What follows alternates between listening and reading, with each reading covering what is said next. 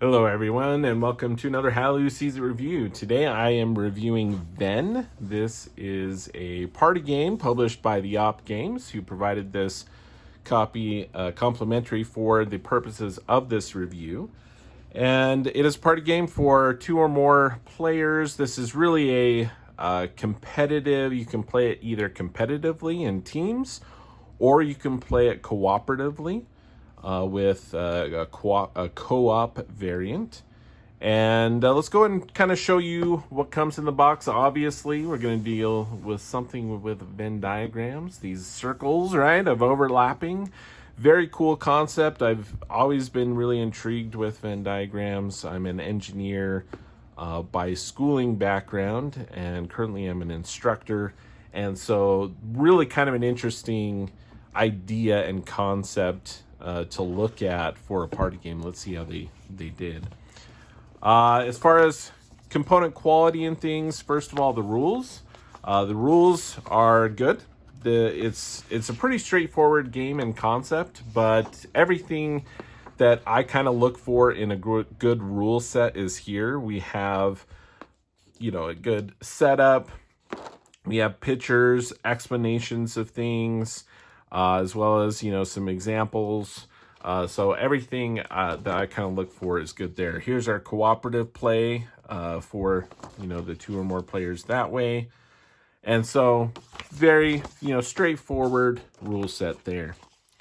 Now we have the circle. So it's interesting. I like the concept here. The concept that they want to kind of come across is that you can utilize these circles and they're somewhat transparent, right? So that we can kind of see the overlappingness of them all.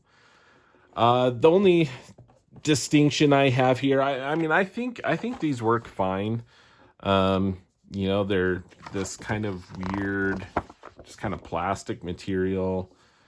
I don't know. I kind of wish that it was actually just boards.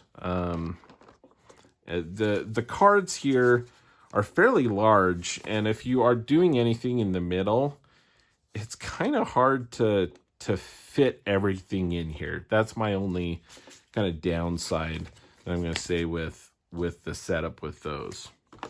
So you have 2 sets. If you're playing the, competitive version, each team is going to take a set of these and set that up accordingly. Kind of keep one set here as we talk about some of the gameplay, some of my thoughts on that. What else do we find in the box, though? We have this here, which is actually folds out. So it just folds in half. If I can open it. There we go. And we'll kind of show you with that. So then there's a stack of word cards. They're double-sided. So you would basically shuffle these up, randomize it like so next to this here. So it does a fairly good job here at randomizing these words. You got double-sided cards, you got different order that you have these come up, different pairs that you'll see as you go along. So a decent stack of these, pretty basic kind of card stock element to it. But yeah, they're good. I think they're pretty readable. See it from across the room. It's all caps. So I think everything's good there. And then we have these random cards. These ones are not double-sided. However, you could be kind of distracting if it was double-sided. But each of the teams basically are going to get this, right? So they're doing 7, 8, and 1. The clue giver for that team would then look at this list, and they're going to have 3 words, just like the other team will have a different card, and they may have the same number in theirs, but they have 10, 4, and 8. This team here with 7, 8, and 1 are looking to try to get their team to guess those 3 words: plain, fruit, and light. All right, plain, fruit, and light. So when you think about that, each of the teams are going to have a certain number of cards here from this very strange deck. They are double-sided. So different images on each side that the clue giver is going to be frantically flipping through both sides, trying to figure out if they can find something. They may say, hey, this has a light on it. That's something really good. I'm going to put that over here. Now, what's going to help your team, right, what you're trying to really identify is you have all these different slots. So here, this associates only with the word light. I don't want it to attach to plain or fruit. Now, depending on how you interpret, maybe this field or meadow could be tied to plain in some regard or something. So you could put that in between, maybe, depending on what you want to do there. If we have, so you'll see here though, we are limited on what we have as far as the cards each turn. And so it can be a little bit frustrating or hard if you really are having a hard time coming up with anything. Here we got like a plum, it looks like. So maybe I'll put that as fruit. But as you can see, it's very challenging to try to come up with some of these different kind of combinations. Here's, again, a sun. That could be referring to a light. But coming up with something that's light, plain, and fruit, you can try to come up with something like that. You can only have one card here. You can change it later. So if I didn't like that, I could place a card on top of that. The team cannot look at cards underneath it. But I can listen as the clue giver as they're trying to kind of discuss. As soon as I've played 3 cards down onto the Venn diagram area here, my team could, basically they would shout Venn when they think they are ready to guess the 3 words. When that happens, both teams stop, and we're not going to be giving any more clues. The one team would go ahead and guess the 3 words, and if they're able to get all 3, they also get a point bonus.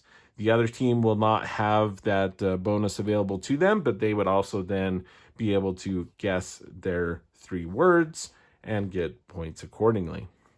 And you continue with that, and that's basically the game. So really, the big thing here is the cards, right?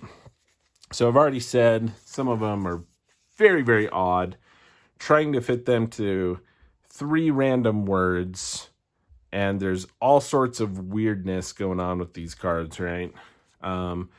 There's some element that can be helpful, but they're really, really just bizarre. And so it makes it quite challenging, actually, to try to come up with this. Now, the individual has, a certain deck of cards that they're looking through front and back, and they're trying to go through and find something that will be helpful, be somewhat related. And so it's, there's those moments when you play and it's like, oh, this is perfect. I feel like there's just a lot of frustrating moments, though, of, man, I just don't know what to do with these cards, right? They're just so random. So that's kind of, take it as it is. Some of my thoughts on Venn. I think the concept's cool. And yes, I think the artwork is a little bizarre. I think some of the things on here are just, it can be hard. It can be a real stretch to try to get something sometimes. That being said, I mean, it's an interesting challenge. It's an interesting challenge to try to create those words, or not the words, but those connections.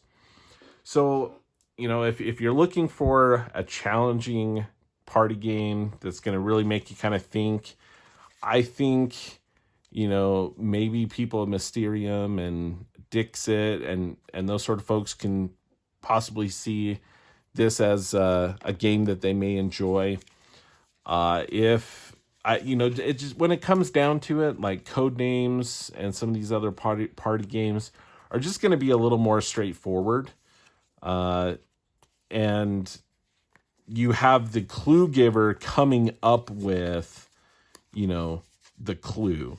Whereas in this case, the clue giver is given cards that they have to somehow utilize what they have, right, the best that they can, in to match these categories.